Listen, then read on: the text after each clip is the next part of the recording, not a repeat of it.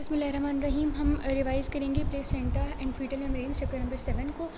ठीक है, chapter number 7 में सबसे पहले उन्होंने जो स्टार्ट में बात की हुई है वो ये उन्होंने बात की हुई है कि प्लेसेंटा और फीटल मेम्ब्रेन्स जो होती हैं वो फीटस को, ये सारी मेम्ब्रेन्स जो होती हैं फीटस और एंडोमेट्रियम के दरमियान होती हैं, उन दोनों को सेपरेट कर रही होती हैं। एंडोमेट्रियम बेसिकली हमारे पास इनर वॉल होती है प्लेसेंटा की, जिसके अंदर आगे इम्प्लांटेशन होती है। ठीक है, इसके अलावा जब एंडोमेट्रियम के अंदर आके इम्प्लांट होता है तो फिर वहीं पर प्लेसेंटा बन जाता है। ठीक है, प्लेसेंटा जो होता है वो तमाम न्यूट्रिएंट्स वेस्ट और हर चीज़ की जो एक्सचेंज है वो प्लेसेंटा करा रहा होता है।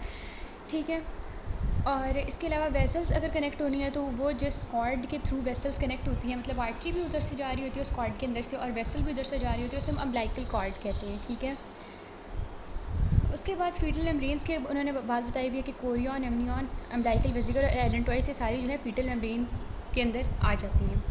प्लेसेंटा इंपॉर्टेंट इसकी कंपोजिशन है और इसकी डेफिनेशन पूछी जाती है। ठीक है, प्लेसेंटा एक फीटो मैटरनल ऑर्गन होता है कि मदर और फीटस दोनों से शेयर कर रहे होते हैं। इसके दो पार्ट्स होते हैं, एक फीटल पार्ट होता है जिसे हम कोरियन फ्रंटोजम या विलस कोरियन या बुशी कोरियन कह रही होती हैं, और ये जो होता है कोरियनिक सैक से डेवलप होता है। ठीक है, और दूसरा पार्ट मैटरनल पार्ट है जो कि एंडोमेट्रियम से डिराइव होता है, और ये इनर मोस्ट लेयर होती है यूट्राइन वॉल की, एंडोमेट्रियम की हम पहले बात कर चुके हैं। ठीक है, और मैटरनल पार्ट को हम डेसिडुआ बेसिलस या फंक्शनल लेयर भी कहते हैं। अब हमने कहा ये inner most layer of the uterus और ये कोरियनिक सैक से बनता है। अब हम ये देख लेते हैं किस तरह। ये है हमारे पास डायग्राम। ठीक है, हम बात करें maternal and fetal part of the placenta की। ठीक है, ये वाला सारा पार्ट प्लेसेंटा आता है जहाँ कोरियनिक विलाय होते हैं। ठीक है, कोरियनिक विलाय होते हैं। अच्छा, अब इसका जो ये वाला पार्ट है ना, बिल्कुल इधर वाला पार्ट यहाँ से वो मदर के साथ अटैच होगा, और यहाँ वाला पार्ट जो एंडोमेट्रियम जो अपना हिस्सा देगी इसको बनाने में, तो उसे हम कहेंगे कि वो मैटरनल पार्ट है प्लेसेंटा का। और जो सारा पार्ट हमने कहा कि कोरियनिक सैक से बनेगा, वो हमने कहा फीटल पार्ट होगा प्लेसेंटा का। ये इसके गिर्द सारी जो सैक है फीटस के गिर्द, उसे फीटल सैक कहते हैं। यानी इस तरह प्रेजेंट है ना, तो ये वाला पार्ट जो है ये एंडोमेट्रियम का है और यहाँ पर कोरियनिक सैक आके लग रही है, और इन दोनों के जंक्शन को हम प्लेसेंटा कह रहे हैं कि यहाँ से बहुत ज़्यादा वेसल्स एंटर हो रही थी। तो ये वाली जो चीज़ है ये हमारे पास है कोरियनिक सैक। ठीक है, ये कोरियनिक सैक है और ये इसके आगे आगे फीटस है, इस तरह फीटस है। ठीक है, तो this is the fetal part, this is the maternal part and this is the placenta. ठीक हो गया। अच्छा, उसके बाद उन्होंने ये बात बताई हुई है कि सारी जो चीज़ें पास करनी है ना, मतलब ब्लड में सिर्फ एक्सचेंज नहीं होना, वेस्ट मटेरियल, कार्बन डाइऑक्साइड और हर चीज़ जो होगी ना वो यहीं से एक्सचेंज होगी। ठीक है, न्यूट्रिएंट्स, ऑक्सीजन ब्लड के थ्रू एक्सचेंज होगी, और बाकी जो है ब्लड के जो है आर्टरी वेन वो अम्बिलिकल कॉर्ड में होगा। ठीक है, आगे अगर हम देखें तो उन्होंने फंक्शन बताए हुए हैं सारे प्लेसेंटल और कंपोनेंट्स के, फीटल या मैटरनल कंपोनेंट है, तो उसमें जो है प्रोटेक्शन, न्यूट्रिशन, रेस्पिरेशन, एक्सक्रीशन और हार्मोन्स। ठीक है, protection, nutrition, respiration, excretion, hormones. ठीक है, उसके बाद उन्होंने कहा है कि प्लेसेंटा और इसकी मेम्ब्रेन दोनों एक्सपेल हो जाती हैं बर्थ के बाद, जिसे हम आफ्टर बर्थ कहते हैं। एंडोमेट्रियम की फंक्शनल लेयर, मतलब हमने कहा कि प्लेसेंटा वो उसकी यूट्रस की तीनों लेयर्स में से फंक्शनल लेयर एंडोमेट्रियम है। एंडोमेट्रियम के अंदर एक लेयर है डेसिडुआ, वो उसकी फंक्शनल लेयर है। ठीक है,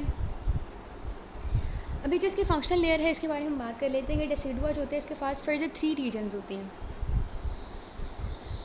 डेसिडुआ जो होती है ये सिर्फ प्रेग्नेंट वूमेन के अंदर होती है, वरना प्रेग्नेंट नहीं होती।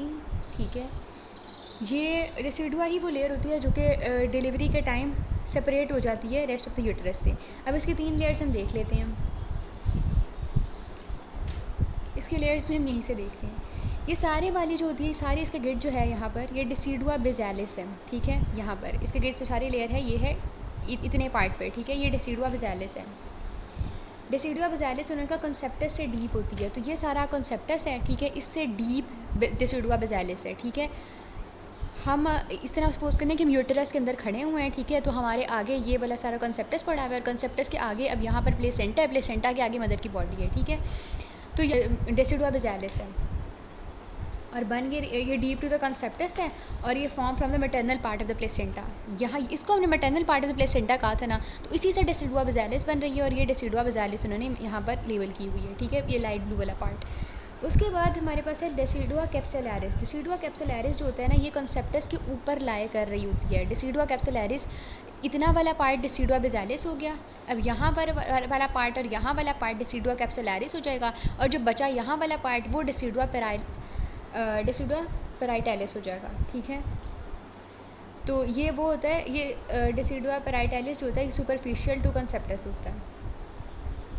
वो डेसिडुआ कैप्सुलैरिस जो होता है वो सुपरफिशियल टू कंसेप्टस होता है, ठीक है, कि वो कंसेप्टस के ऊपर पड़ा होता है। पैराइटालिस जो बच गया सारा डेसिडुआ का पार्ट, उसे हम डेसिडुआ पैराइटालिस कह रहे हैं।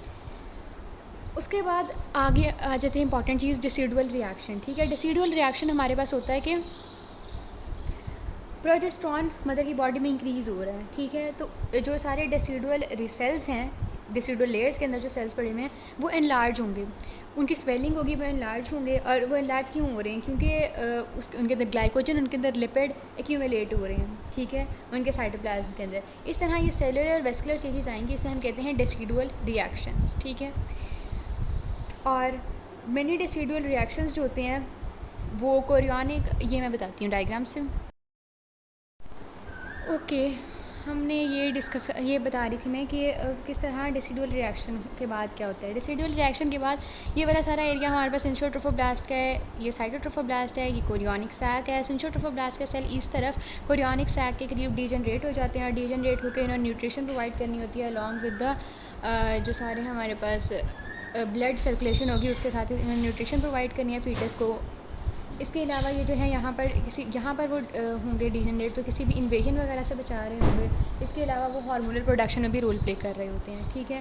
उसके बाद डेवलपमेंट ऑफ प्लेसेंटा को हमने डिफरेंट जो है चेक पॉइंट्स पर डिवाइड किया हुआ है। अर्ली डेवलपमेंट की अगर हम बात करें तो उसमें ट्रोफोब्लास्ट जो है उसकी प्रोलिफरेशन हो रही होती है क्योंकि उसके लेयर्स बन रही हैं, ठीक है। कोरियोनिक सैक बन रहा होता है और कोरियोनिक विलाय बन रही होती हैं। कोरियोनिक सैक जो सारे इसको कवर कर रहा है और कोरियोनिक विलाय जो फिंगर लाइक प्रोजेक्शन इस तरह निकल रही हैं इससे बाहर, ठीक है। उसके बाद हमारे पास 3rd वीक के एंड तक अगर हम देखें तो अब जो सारा एक्सचेंज होना है ब्लड का उसके लिए सारी एनाटमिकल चेंजेस हो रही होती हैं। 4th वीक के एंड तक देखें तो वेस्कुलर नेटवर्क बन चुका होता है और सारी ब्लड चेंजेस हो रही होती हैं, मतलब changes of material through blood हो रहा होता है। 8th वीक के बिगिनिंग में हम देखें तो कोरियोनिक विलाय जो होते हैं वो तमाम कोरियोनिक सैक को कवर कर रहे होते हैं, ठीक है। जैसे जैसे कोरियोनिक सैक ग्रो करती है तो जो डेसिडुआ कैप्सुलैरिस है वो यहाँ पर कंप्रेस हो जाता है, ठीक है। डेसिडुआ कैप्सुलैरिस यहाँ पर कंप्रेस हो जाता है, वो रिड्यूस हो जाता है, उसको ब्लड सप्लाई नहीं मिलती, वो एवेस्कुलर हो जाता है और उस पर विलाय भी नहीं है, तो इसे हम स्मूथ कोरियन कहते हैं। जबकि मीन वाइल जो डेसिडुआ बेजालिस है उसके कोरियन, उसके जो विलाय वो उसके बहुत ज़्यादा प्रोलिफरेट कर रहे हैं, प्रोफ्यूज़ हो गए हैं, डेंस हो गए हैं, तो वहाँ पर विलस कोरियन या हम उसे कोरियन फ्रेंडोजम इसलिए कह रहे होते हैं। हमारे पास ऑलमोस्ट 18th वीक तक साइज़ और थिकनेस इंक्रीज़ होती रहती है यूट्रस की, कोरियोनिक सैक की और प्लेसेंटा की, ठीक है। हमारे पास fully developed placenta 15 to 30% of the decidua की सरफेस को कवर कर रहा होता है। प्लेसेंटा का जो वेट होता है almost 1/6 of the weight of the foetus होता है, ठीक है। ये प्लेसेंटा है, ये जो सारे विलाय वगैरह वाला सारा पार्ट है ना, ये प्लेसेंटा है। 1/6 of the weight of the foetus इससे का होता है। और इसके अलावा जब मेटाबॉलिक रिक्वायरमेंट्स इसकी अपनी बढ़ती हैं ना, तो जितना भी खाना इसके पास आ रहा है पूरे फीटस के लिए जो आ रहा है उसका 40 to 60% प्लेसेंटा ले लेते हैं। उसके बाद हमारे पास अल्ट्रासोनोग्राफी और कोरियोनिक सैक है, ठीक है। कोरियोनिक सैक का साइज़ हम जिससे चेक करते हैं, बेसिकली जेस्टेशनल एज का जब नहीं पता लग रहा होता कि कितनी देर हो गई है फर्टिलाइजेशन को, और तो फिर उसको हम इससे डिटर्मिन करते हैं। अगर हमारे पास अल्ट्रासाउंड वाली मशीन है और उसके साथ हमारे पास इंटरवेजाइनल ट्रांसड्यूसर्स भी हैं, तो हम जो है डायमीटर भी मेजर कर सकते हैं कोरियोनिक सैक का। अगर मीडियन सैक का डायमीटर 2 से 3 mm तक है हमारे पास, तो हम ये कहेंगे कि 31st to 32nd डे चल रहा है हमारे पास जेस्टेशनल एज, और अप्रॉक्सीमेटली 18 दिन हो चुके हैं फर्टिलाइजेशन को, ठीक है। जो साइज़ होता है ना कोरियोनिक सैक का, वो 5 to 10 वीक के दरमियान बहुत रैपिडली इंक्रीज़ करता है, तो इसलिए हम इस टेक्निक से डिटर्मिन कर सकते हैं जेस्टेशनल एज। प्लेसेंटा के 2 पार्ट्स होते हैं इंपॉर्टेंट, जो कि यहाँ से स्टार्ट हो गया। प्लेसेंटा का पहला पार्ट हमारे पास विलस कोरियन वाला पार्ट से बनता है और दूसरा डेसिडुआ बेजालिस से बनता है। ये दोनों हमने डिस्कस कर लिए। विलस कोरियन वाले पार्ट से हमने देखा कि यहाँ पर जो है ना बहुत ज़्यादा यहाँ पर हमारे पास बहुत ज़्यादा विलाय बन रहे होते हैं, ठीक है, और इंटरविलस स्पेसेस होती हैं जो कि लेकियोना से बनती हैं, ठीक है। उसके बाद मैटरनल पार्ट डेसिडुआ बेजालिस वाला पार्ट है। End of the 4th week में डेसिडुआ बेजालिस, जब 4th वीक एंड हो रहा होगा तो डेसिडुआ बेजालिस को फीटल पार्ट, ये जो सारे विलाय वाला पार्ट है, इतने डेंस हो जाते हैं, इतने प्रोफ्यूज़ हो जाते हैं कि डेसिडुआ बेजालिस को कवर कर लेते हैं। डेसिडुआ बेजालिस रह ही नहीं जाता, मतलब नहीं रहता वो, ठीक है, ऑलमोस्ट वो डिसअपेयर हो जाता है। फीटल पार्ट जो है वो ना अटैच हुआ होता है मैटरनल पार्ट से बाय आ साइटोट्रोफोब्लास्टिक शेल, ठीक है। इसको हम इधर से देख लेते हैं। अच्छा, यहाँ पर एक लेयर मैं बनाती हूँ। ये हमारे पास साइटोट्रोफोब्लास्टिक शेल है, ठीक है, पूरा शेल है, गिर्द होता है। वैसे तो हमने कहा था ना कि अंदर साइटोट्रोफोब्लास्ट की लेयर होती है, बाद में साइटोट्रोफोब्लास्ट जो है यहाँ पर शेल बना लेता है। साइटोट्रोफोब्लास्टिक शेल से ही फीटल जो सारा है वो maternal part of the placenta के साथ अटैच होता है। साइटोट्रोफोब्लास्टिक शेल जो होता है वो डेसिडुआ बेसिलस के अंदर सारे कोरियोनिक सैक को एंकर कर रहा होता है। डेसिडुआ बेसिलस मदर का पार्ट है, ठीक है। उसके बाद हमारे पास जो सारी गैप्स वगैरह होंगी ना इस शेल के अंदर, उससे अब हमारे पास डिफरेंट इंटरवेलर स्पेसेस में एंटर होनी है। नीचे इसके इंटरवेलर स्पेसेस हैं, ठीक है, इसके नीचे वेलाएँ हैं। उससे इसके अंदर जो गैप्स होंगे इस शेल के अंदर, उससे अब हमारे पास सारी चीज़ें, आर्टरीज, वेन, सब कुछ एंटर होना है। उसके बाद आ जाती है हमारे पास शेप ऑफ प्लेसेंटा की बात। यहाँ से उन्होंने शेप ऑफ प्लेसेंटा की बात शुरू की हुई है। क्रॉनिक विलाय परसिस्टेंटली जो एरिया कवर कर रहे होते हैं, हम उससे डिटरमिन करते हैं कि कितना शेप ऑफ प्लेसेंटा कैसी है। यूजुअली क्रॉनिक विलाय जो है परसिस्टेंटली एक सर्कुलर एरिया जो है उसको कवर कर रहे होते हैं और प्लेसेंटा हमारे पास एक डिस्क्वाइड शेप का रह जाता है। कोरियोनिक विलाय जो है डेसिडुआ बेसिलस जो है, डेसिडुआ बेसिलस के अंदर से होके उसको मतलब पेयर्स करके यहाँ से आते हैं, ठीक है। सारे जो हमारे पास ये वाली लेयर है सिंशोट्रोफोब्लास्टिक शेल, इसके अंदर से पेयर्स करके हमारे पास सारे स्ट्रक्चर आ रहे होते हैं यहाँ पर, ठीक है। कोरियोनिक विलाय जो होते हैं वो भी इन्वेड करते हैं डेसिडुआ बेसिलस को, ठीक है। और इस तरह जो इंटरवेलर स्पेसेस हैं कुछ जो है वो सिर्फ डेसिडुआ बेसिलस को इन्वेड करते हैं और उसमें जाके एंकर कर लेते हैं। इस तरह जो डेसिडुअल स्पेस है वो हमारे पास इंक्रीज़ हो जाती है, ठीक है। डेसिडुअल स्पेस के अंदर ही हमारे पास सारा इंटरवेलर स्पेस जिसे हम कहते हैं, इंटरवेलर स्पेस के अंदर ही हमारा सारा ब्लड एक्सचेंज हो रहा होता है, ठीक है। उसके बाद हमारे पास ये जो सेपरेशन हो रही होती है कि वो एंकर हो रहे हैं बेसिलस में जाकर, और हमारे पास जो इंटरवेलर स्पेस है वो इंक्रीज़ हो रही होती है। इसी के दौरान हमारे पास डिफरेंट सेप्टा बन जाते हैं, ठीक है। मतलब अब जो है यहाँ पर से हमारे पास मतलब वो जाके इन्वेड कर रहे हैं बेसिलस को भी, ठीक है। तो यहाँ पर हमारे वो अब इन्वेड कर रहे हैं विलाय कुछ बेसिलस के अंदर, तो हमारे पास सेप्टा बनते जा रहे हैं। ये सेप्टा जो कंपार्टमेंट्स बनाते हैं, इन कंपार्टमेंट को हम कॉन्डाइल्स कहते हैं। अच्छा, वापस आते हैं। इन कंपार्टमेंट को हम कॉन्डाइल्स कहते हैं, ठीक है। प्लेसेंटल सेप्टा जो है ये कोरियोनिक प्लेट, इधर कोरियोनिक प्लेट है जिसके बाद पहले कोरियोनिक प्लेट से में जा रहे होते हैं, ठीक है। वो मैं बाद में बताती हूँ जो बताने लगी थी। अच्छा, उसके बाद हमारे पास उन्होंने विलाय के टाइप्स बताई हैं। हमारे पास दो टाइप्स ऑफ विलाय होते हैं। एक स्टेम विलाय होते हैं जिनका बिल्कुल जो नीचे बिल्कुल स्टेम है, ये स्टेम विलाय है एक, ठीक है। फिर उसके बाद ये हमारे पास साइड पर छोटे छोटे ब्रांच विलाय हैं। ज़्यादातर एक्सचेंज हमारे पास ब्रांच्ड विलाय से हो रहा होता है। उसके बाद आ जाती है डेसिडुआ कैप्सुलैरिस की बात। डेसिडुआ कैप्सुलैरिस जो होता है वो कोरियोनिक सैक के ऊपर ये वाला डेसिडुआ कैप्सुलैरिस हमने यहाँ डिस्कस किया था, ठीक है। यहाँ वाला मतलब ये बेसिलस है, ये कैप्सुलैरिस है, ये वाला पेराइटल है, ठीक है। अच्छा, डेसिडुआ बेसिलस जो है वो हमने देख लिया कि वो external surface of the sac पे प्रेजेंट है। जैसे जैसे हमारे पास कंसेप्टस का साइज़ इंक्रीज़ होता जाता है तो वो यूट्राइन कैविटी के अंदर जो है स्वेलिंग प्रोड्यूस कर देता है। जैसे ये पहले हमारे पास यूट्राइन कैविटी ज़्यादा है और उसके बाद अब यहाँ पर हमारे पास यूट्राइन कैविटी बहुत कम रह गई है, ठीक है। और ये वाली जो येलो है ना, येलो वाला पार्ट, ये यहाँ ये वाला पार्ट ये यूट्राइन कैविटी है। इधर भी हमारे पास यही वाली यूट्राइन कैविटी है, ठीक है। ये वाली इधर यूट्राइन कैविटी है, ठीक है। इतनी यूट्राइन कैविटी बाकी है और यहाँ पर जो है हमारे पास यूट्राइन कैविटी येलो वाले पार्ट के नीचे, ठीक है। यहाँ पर ये हमारे पास यूट्राइन कैविटी रह गई है सिर्फ। तो उन्होंने स्वेलिंग पहले इस तरह था ना, ये यूट्राइन कैविटी सारी जगह पड़ी हुई यूट्राइन कैविटी की, ये पहले इतना था, फिर इतना हुआ, फिर इतना हुआ, फिर इतना हुआ। यूट्राइन कैविटी की जगह कम से कम करता जा रहा है क्योंकि ये स्वेलिंग प्रोड्यूस करता जा रहा है यूट्राइन कैविटी के अंदर, ठीक है। उसके बाद ये मतलब स्वेलिंग प्रोड्यूस करता जा रहा है। एक वक्त आएगा कि बिल्कुल पेराइटैलिस जो लेयर है ना उसके साथ जाके इसने इस तरह फ्यूज़ कर जाना है, ठीक है। बिल्कुल इस तरह ये वाली पेराइटल लेयर है ना, ये इस तरह पहले इतना था, इतना हुआ और पेराइटैलिस के साथ जाके लग गया, फ्यूज़ हो गया पेराइटैलिस के साथ जाके, ठीक है। अच्छा, तो फिर हमने ये हो गया, ठीक है। और हमारे पास जो है यूट्राइन कैविटी बिल्कुल ही एरेज हो गई वहाँ से।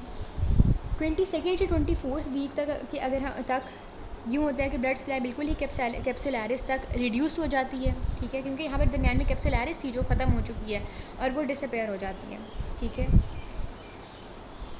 जब वो डिसअपेयर हो गई है तो ये स्मूथ कोरियन जो है ये पेराइटाइलिस के साथ फ्यूज़ कर जाती है। अब उसके बाद उन्होंने जिक्र किया हुआ एक एबनॉर्मेलिटी का है, ठीक है। एबनॉर्मेलिटी में ये होता है कि हीमाटोम बन जाता है। अब यहाँ नॉर्मली तो विलाई के अंदर ही ब्लड रहना चाहिए, लेकिन अगर ब्लड विलाई से बाहर आ जाए, जो फीटल ब्लड है वो विलाई के अंदर ही रहना चाहिए, और जो मैटरनल ब्लड है वो इसके इनके करीब आ रहा होता है। मतलब ये अगर विलाई है ना तो मैटरनल ब्लड यहाँ से गुजर रहा है, ठीक है। अब इसी सर्कुलेशन के अंदर रहना चाहिए। अगर ये यहाँ से बाहर आ जाए, ठीक है, ये इस तरफ वाले इस वाली साइड पर आ जाए और यहाँ पर वो आके हीमाटोम बना ले, ठीक है, तो फिर ये हीमाटोम की पिक्चर दिखाती हूँ।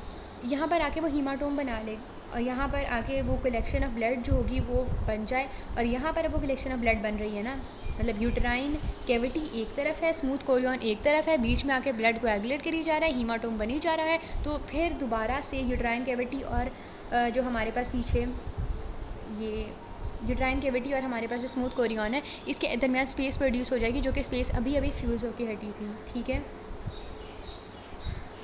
अब इसकी पिक्चर मैं दिखा दूँ पहले।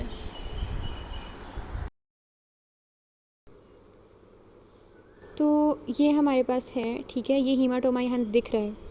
अब मैं बताने लगी हूँ, ये जो सैक उन्होंने मेंशन की हुई है ना, ये हमारे पास है स्मूथ कोरियन, मतलब ये पूरी सैक है, ठीक है। अब जिस हीमाटोमा की हम बात कर रहे हैं मैं उसमें बता रही हूँ क्या हो रहा है, रिस्पेक्टिव ऑफ द डायग्राम में क्या हो रहा है, ठीक है। यहाँ पर ये जो है ना हमारे पास, ये है हमारे पास स्मूथ कोरियन, और ये पीछे हमारे पास भी है पड़ा हुआ कोरियनिक सैक।